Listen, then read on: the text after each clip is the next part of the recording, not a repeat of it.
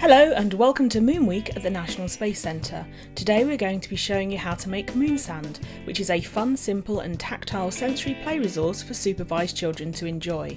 To make moon sand you will need flour, plain is best but I used what I had at home, vegetable oil, oil-based or powder food colours, a measuring jug, scales, mixing bowl and a spatula.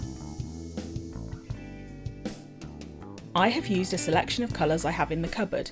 If you use liquid colours, consider adjusting the amount of oil you put in or you may end up with dough.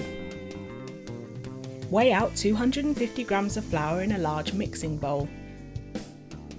Add the colour to 60 millilitres of oil and mix thoroughly. This can take some time with non-oil based colours.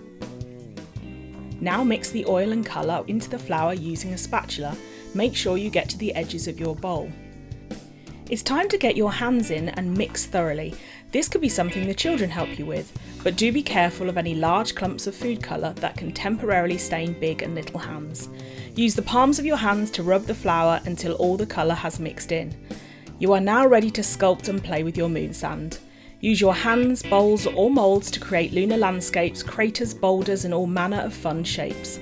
It is a good idea to use a deep plastic box to play in or cover the floor with plastic to stop mess getting throughout the house. If you keep moon sand in an airtight container, it will keep for around a month. Thank you for watching. We hope you enjoy playing with moon sand. Do share pictures of your creations with us on our social media pages.